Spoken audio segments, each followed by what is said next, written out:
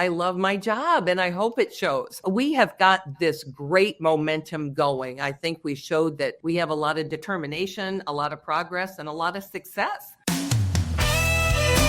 Educate, inform, inspire. The Dan Parsons Show, a podcast that lifts up instead of tearing down. Hey, thanks for tuning in to the Dan Parsons Show. I'm your host, Dan Parsons. Coming up on today's show, the mayor of Omaha, Jean Stothert. But before I introduce the mayor, I have two requests. Number one, hop on over to the Dan Parsons YouTube page and subscribe to the pod. We'd really appreciate it. And number two, go to the danparsonsshow.com and become a friend of Dan on Patreon. As a friend of Dan, you get some special perks from time to time, like asking a question for one of our guests. The people decide. The voices impacting Omaha. This is Election Coverage 2025 on The Dan Parsons Show. We are focusing on the Omaha mayor's race this spring, where 5 candidates are running for mayor. The primary is just a few days away on Tuesday, April 1st, where the top 2 vote getters will advance to the May 13th general election. And it's my pleasure to welcome the incumbent, Mayor Jean Stothert. Mayor, thanks for taking time to do this. You bet. Thanks for having me on. Absolutely. The mayor, you were first elected. You're the first female to hold the office of mayor in Omaha. That is correct. And you were sworn in on June 10th, 2013, and then reelected in 2017 and 2021. Yes. So what motivates you to serve a 4th term? You know, I love my job, and I hope it shows. I think Omaha right now has incredible momentum, and I want to keep it going. Like I said, I love what I do. Just last year, we were voted the number 1 city in the country to move to, Omaha. We got 100 points out of 100 points. And that's really something that I'm very, very proud of. We have one of the fastest growing economies in the country right now. Since I've been mayor, we've moved our unemployment rate from 4% to 2%. We are one of the safest large cities in the country. And I'm very proud of our crime statistics. And that's doing it with even 100 police officers down. And so really good working relationship with my police chief. I've been working with him for 13 years now. And so we have got this great momentum going. I think we showed that we have a lot of determination, a lot of progress, and a lot of success. And I really want to see that going to continue. Very good. Okay, some quick fire questions. I'm asking all of our guests these same 4 questions, just a way to get for our listeners and viewers to get to know you. And then you get to fire one back at me. Oh, boy. Okay, so if you're ready, question number 1. Where did you grow up? I grew up in Wood River, Illinois. I was born in Alton, Illinois, grew up in Wood River. I don't live in St. Louis, despite what social media says about me. I did live in St. Louis. I haven't lived there since the 1980s, so that's quite a while ago. I don't own any property there. I don't live there. But I always say the St. Louis area because Wood River is probably it's a refinery town, very blue collar, about 20 minutes from St. Louis. So I always say the St. Louis area. That's where I actually grew up, in Wood River. Okay. That helps. Yeah, that helps geographically to and I just moved my mom away from there. My mom still lived in the house I grew up in, moved her to assisted living back in about in 2022. And she was getting elderly, and she just passed away last fall at 95. So the female genes in my family are pretty darn good. My grandma was 100, and she lived in Wood River. Wow. That's great. There's nothing like our mothers. Yes. I lost both my parents are gone now, but yeah, there's nothing like that. Okay, question number 2. What was your dream job when you were a kid? You know, my dream job was the job that I actually trained for, and that was I wanted to be a nurse. And I was a critical care nurse. I went to nursing school, was a critical care nurse, went to school over in Illinois, and then my first job was at St. Louis University.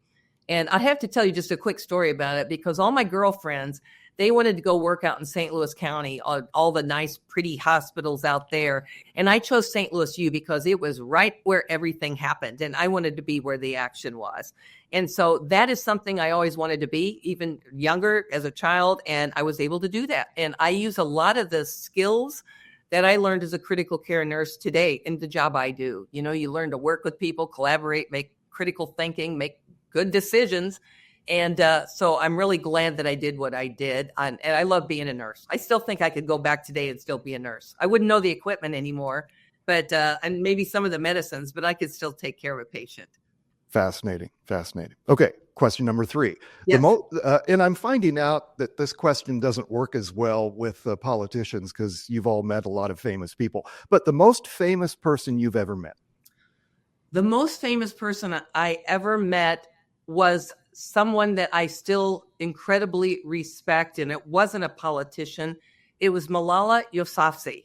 And if you remember, she was the Pakistani teenager that was shot in the head on a school bus when she was trying to fight for the right of girls to go to school. And she was shot when she was 11 by the Taliban.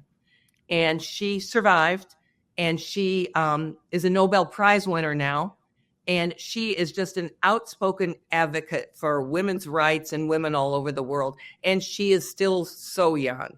And, you know, whenever I talk about leadership, I said, you know, leadership doesn't need to be somebody in a great big high position. It could be your next door neighbor, the person that works next to you, or somebody like Malala, who really fought for something that she thought was important. Wonderful. Okay, last one for you. What was the first concert you attended? Oh, I remember that. That was the Rolling Stones. Ooh. And it was in St. Louis, and they played, I remember it like it was yesterday. I was in high school, and they played at Kiel Auditorium. And my mom, to the day she died, didn't know this. My boyfriend at the time and I slept on the sidewalk in St. Louis all night long to get tickets to see the Rolling Stones. And we were way up in the crow's nest, but I did get to see the Rolling Stones. That was my first concert. It was great. Yeah. Wow, that's impressive. Have you done the reboot? Have you gone back to see them when they're Yeah, I know. But that first concert had to be the best. Oh man. Okay. Those are great answers, by the way. Okay, fire one back at me. Oh, okay. Okay, so you air your show in Lincoln. Yes, ma'am. Tell me why your listeners in Lincoln are interested in the mayor's race in Omaha. Well, we are expanding into Omaha is my answer. Okay, good. So yes, no. So there's no, because we're on the interwebs, right? There's no boundaries to this podcast. And so, yes, I worked in Omaha earlier in my career and still have a lot of contacts there. So yes, we are, even though I'm based in Lincoln and the podcast it started here in Lincoln, we are expanding to Omaha and greater Nebraska. So good. Well, welcome to Omaha then. Thank you. Okay. Thank you for doing that. Those were great answers. My producer will love it because he'll cut those up and they'll sound and look great. So anyway, we are partnering with Flatwater Free Press in Civic, Nebraska on their voter guide project. Of course, Flatwater Free Press, Nebraska's very first nonprofit newsroom, and Civic Nebraska, another respected nonprofit organization here in Nebraska. So I'd encourage our listeners and viewers to seek that tool out as Omaha heads to the polling booth here in just next week. So here are a few questions, Mayor, from that voter guide that I'd like to ask. What's the most pressing issue facing the city of Omaha and its residents? And if reelected, how would you address it? Well, the most pressing issue has to be public safety. That is the number one responsibility of government, is to keep the citizens safe. Most people think of just fire and police when they think of public safety, but public safety has something to do with almost every one of my departments. And we've made such great progress. Public safety is keeping your roads in good shape. It's keeping your neighborhoods safe. It's keeping, the street lights on and the parks in good condition. All the building codes enforced. All of that has something to do with public safety. But as far as fire and police and keeping the citizens safe, I like to tell people that when I talk to people from out of town, I like to ask their first impressions of Omaha. And most tell me, I feel so safe here and it's so clean. And I always think if America can have a safe, clean city, you've hit a home run right there. But our progress as far as public safety has been really unprecedented. Last year, we had 19 homicides in a city a little under 500,000.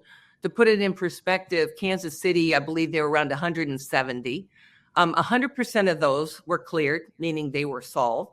Our violent crime last year went down 21%.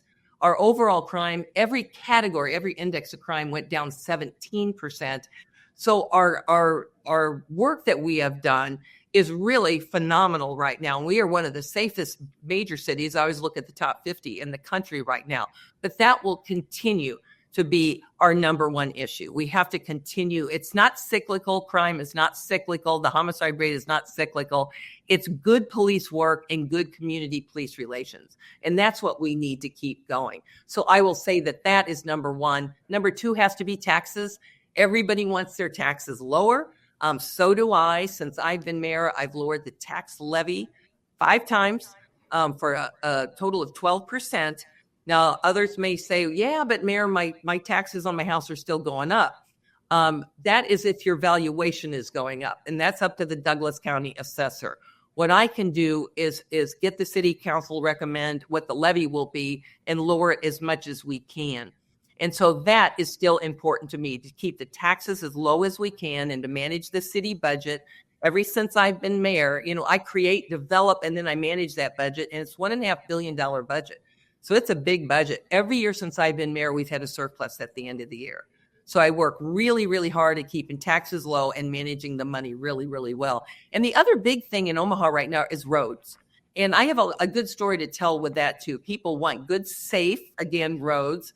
I got a 2020, May of 2020, I put a $200 million road bond issue on the ballot, and then COVID hit. And so I was like, oh boy, this is not going to pass because just COVID hit and everybody was dealing with that, but it did overwhelmingly. And since then, we've reissued those bonds one other time. So between May of 2020 and now, we have invested over $400 million of new money into our roads to rehabilitate them, not just to patch up potholes. And so we want to continue that. And by the end of this year, we will have rehabilitated 1,000 lane miles of road. We have 5,000 lane miles total in Omaha, but we're a fifth of the way there since 2020. So we're making great progress. So I would say safety, lower taxes, roads, those are the biggest issues that people tell me about. You do have this down, by the way. I should after 12 years. The city of Omaha's use of tax increment financing has drawn criticism locally and at the state level recently. Mm-hmm. If reelected, how would you either safeguard TIF in its current form, mm-hmm. or would you advocate for changes? Right. No, we use TIF very judiciously, very carefully. I established a TIF committee that has a lot of my department directors. And when a developer comes in with a development, with an idea, and they want to use TIF, sometimes they never even get through the initial interview with the planning department. And the planning department will say, no, this doesn't follow state law. But those that do, it's a very open process that we have, a lot of transparency. They apply with the planning department. They determine by state law their amount of TIF eligible expenses. They have to satisfy that but for. And the but for is this development would never happen but for the TIF. When the Mike Foley came out and he did a report to the legislature, he made some comment about diversion of tax dollars. That was just assuming that all these would happen without TIF. And I know they wouldn't because of the process that we use. And there is so much development that has happened in Omaha because of that. And so I think we use it very carefully. Then after it goes to an open meeting with the planning board, people could come and talk about it. They can either be a proponent or opponent. Then it goes to the city council for them to approve it. But let me give you a couple examples. The Blackstone area in Omaha, if you're familiar with it, it was decaying. About 12 years ago, it all started with the conversion of Farnham. Farnham was one way, and so people were speeding like they usually do on a one-way. We converted it to two-way. Since then, there has been $500 million of investment in the Blackstone. Wouldn't have happened without TIF. Would not have happened without TIF.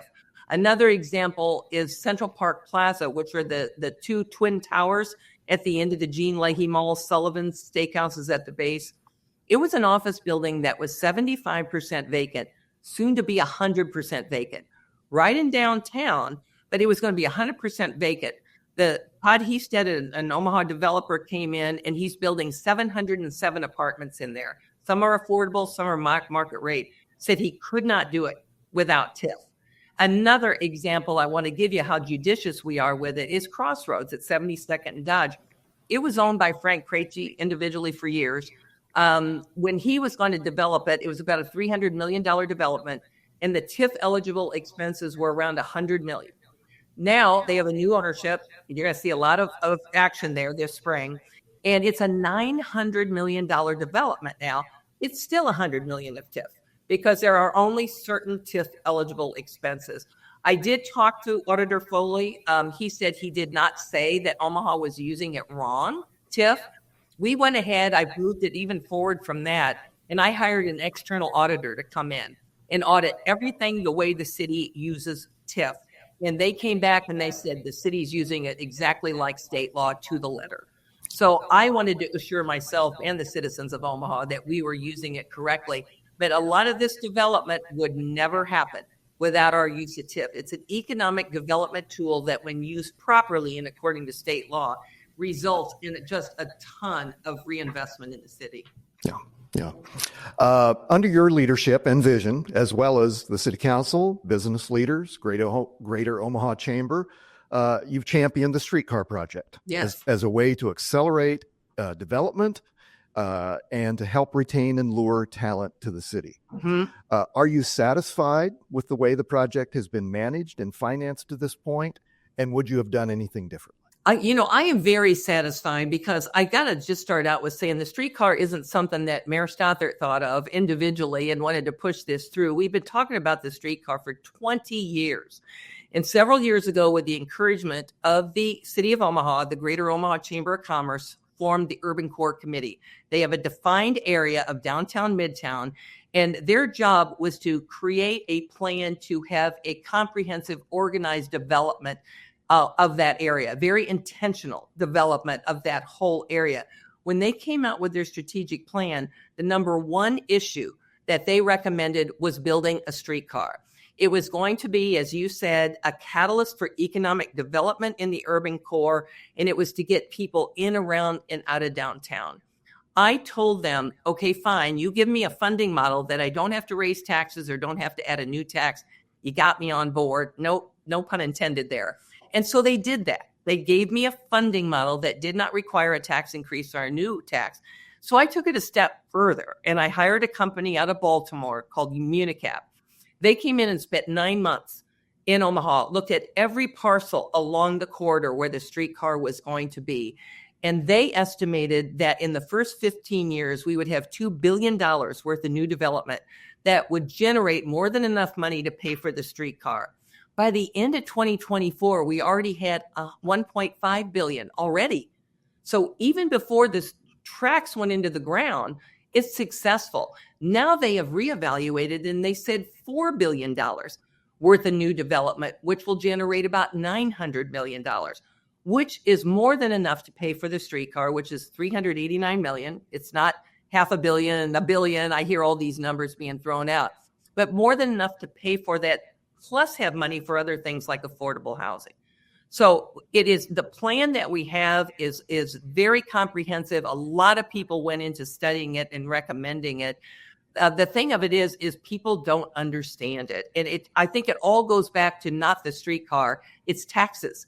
And people don't want their taxes to go up. And I can guarantee people that their property tax levy is not going to go up to pay for the streetcar. And unless you are revenue producing commercial property along the route, you're not going to be paying for it. No single family, no duplexes, no 4-family, no condos. All of those are taken out. So it is a great project. We looked at other cities that have done streetcars, and on every one of them, their initial estimates of what the revenue it would produce around the route, it's exceeded what their original estimates were. Kansas City is our nearest neighbor. Theirs is so successful, they're building an extension. And we're already looking at an extension. I applied for a grant with the U.S. Department of Transportation to study a route up to North Omaha, potentially up to the airport. So we did get that grant to study, and then looking at taking it down to the zoo in the future too. It's free too. And so you can hop on and off as much as you want. We're not depending on ridership to pay for it. And we're very confident that it will pay for itself. How do you pay for a streetcar? You build a streetcar. And if you look at my city budget, which is online, very transparent, there is no line item for the streetcar. There's no money in the budget for the streetcar. The streetcar will pay for itself. I've been to Kansas City and used their streetcar. It's fantastic. And you can just see the development. Anyway, I'm editorializing. It reminds me of a decade. Oh my, it sounds like. It reminds me of a decade ago when Mayor Beitler did the bold PBA out my window here. And there were doubters and people. I was like, yeah. And so, well, I if I could, I always give the example in Omaha of the ballpark. When the ballpark was at Rosenblatt, people loved it. When they started talking about building a new ballpark, people said, oh, I will never go to another College World Series ever again. If you leave Rosenblatt, I will hate it. I won't go. And it did not go up for a vote because of the way it was funded. And we didn't put the streetcar to a vote because of the way it is funded. But if it's using general obligation bonds, if the taxpayers are paying for it, if their taxes are going to go up, I will put it out on a bond issue. I put 6 bond issues on the ballot in November, and they all passed. And so it's the way that we're funding it. I can guarantee you people go to the new stadium downtown. I mean, we have record crowds, we have sellout crowds. And so all of those that didn't want the change are saying now, yeah, I get it. Same thing happened with the Jean Leahy Mall. When we started redoing it and raising it to ground level, I had people so mad at raising it to ground level. And now over 5 million people have visited those new parks. Sometimes change is hard. But, if I do about a 30-minute PowerPoint on the streetcar, and I could turn the most skeptical opponents into supporters if they just give me 30 minutes to explain. Yeah. You mentioned this. Like many American cities, Omaha struggles with a shortage of affordable housing. A growing homeless population. At the same time, living conditions at the city's available low-income housing have drawn criticism from tenants and advocates. How has your administration tackled housing issues and homelessness? Yes. Well, housing issues is one thing, and homelessness has to go along with that, because why are people homeless? They don't have a home, and that's for sure. But when we received our COVID money, that was our biggest investment that was going to be put into affordable housing. We put $20 million into affordable housing of our COVID money.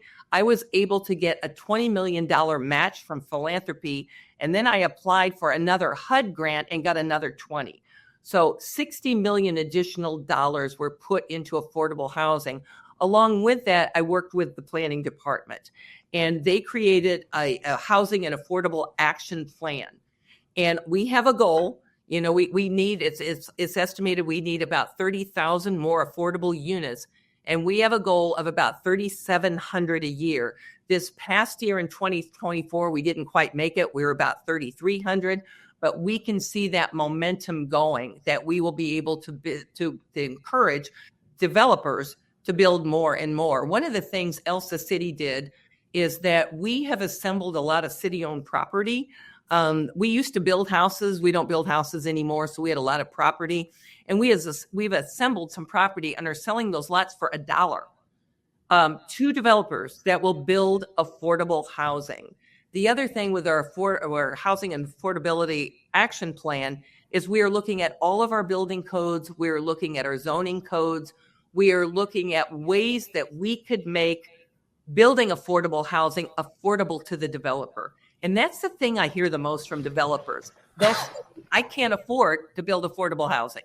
So that's what we are doing to work with it. Now, the homeless situation, I have to say, again, how do you get rid of homelessness? You put them in homes. Omaha, it's been said several times, I've heard, that we have the fastest growing homeless population in the country. That is not true. That is not true at all. The issue is when I became mayor, this is an estimate here. We had about 1,300 that were homeless. You compare us to other big cities like New York or Chicago, that's really a low number. And that included those in shelter, those in transitional housing, and those that were unsheltered. And now it's about 1,700. So that increase was, say, 300 or so, or maybe a little bit more than that. And those numbers come from 3 counties. Those numbers that they are using, saying a 1,200% increase, comes from Douglas, Potawatomi, and Sarpy. And the mayor of Omaha is not, controlling Potawatomi or Sarpy. That number, that increase in unsheltered, the last home address that population gave is Council Bluffs.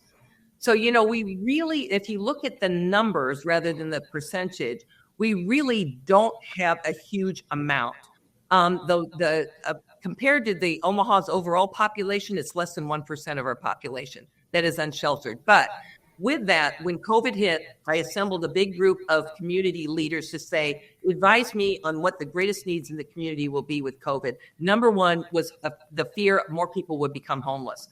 So with COVID money, not DEI money, but COVID money, I hired the city's first homeless service coordinator.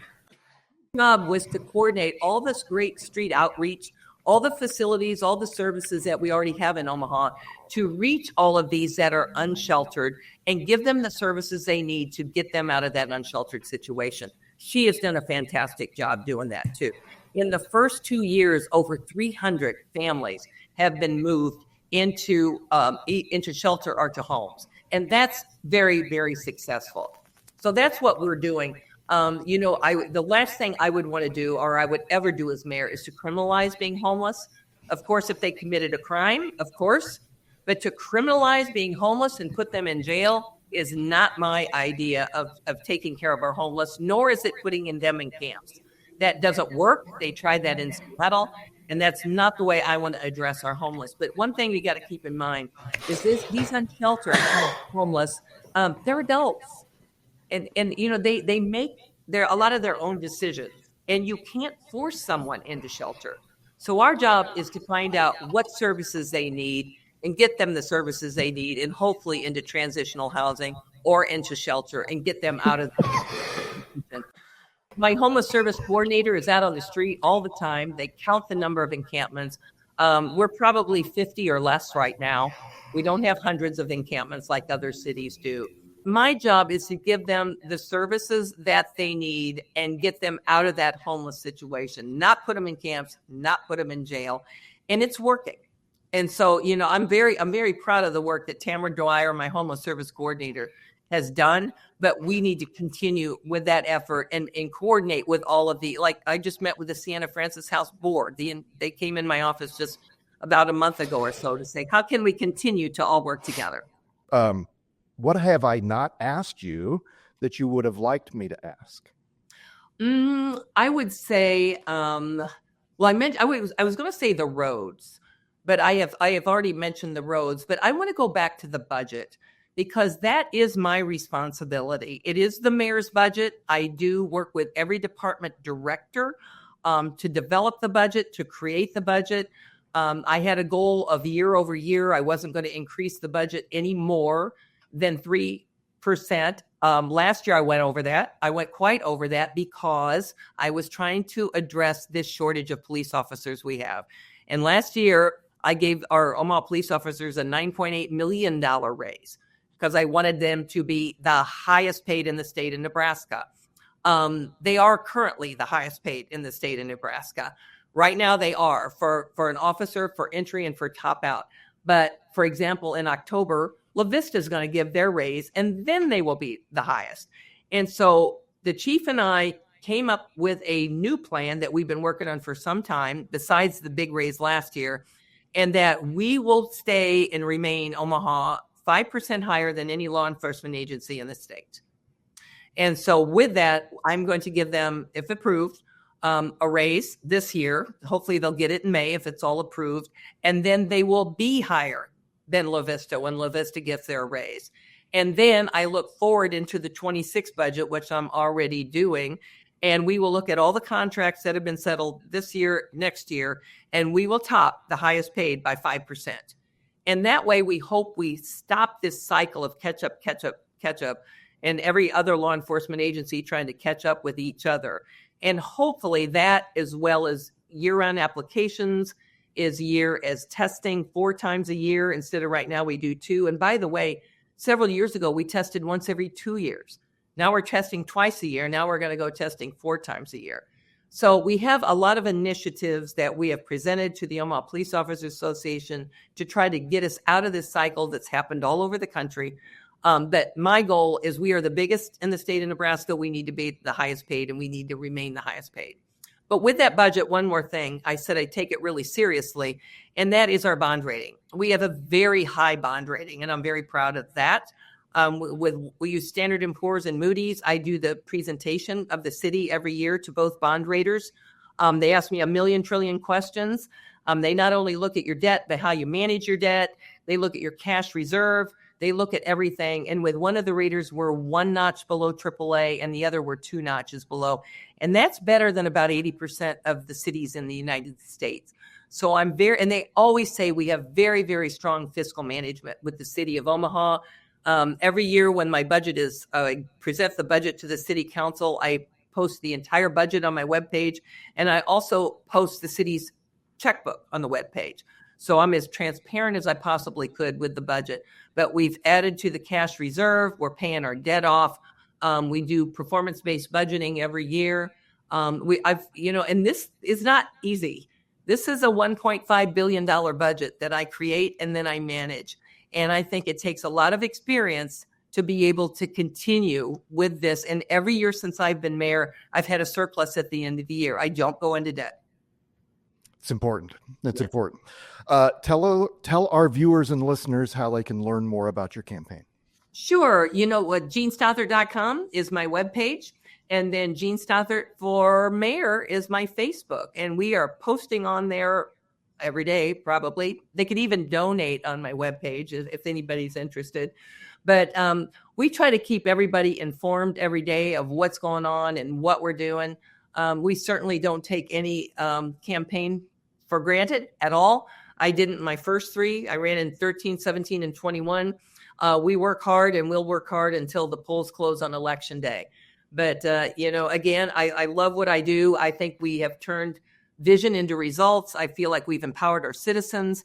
We've set and exceeded our goals that we have to improve public safety and lower taxes and invest in our neighborhoods and expand jobs and create economic development. And so we have greater achievements ahead. So I love working for the people of Omaha. I love working with them, and I hope I get to serve 4 more years. Thanks to Mayor Jean Stothert for joining the pod today. Best of luck to you, Mayor, in the Omaha mayor's race. We are rolling out interviews with all of the candidates for mayor leading up to the April 1st primary. My thanks to Chase Porter, who produced this episode, Penology Tech Solutions for their technical help and equipment, Kim Remington, Parsons Public Relations Director of Operations, and most importantly, thanks to each of you for listening. And hey, if you like this video on YouTube, check out the other episodes featuring candidates for Omaha Mayor. That's the show. Thanks for tuning in. Now go do good things. I'm Dan Parsons.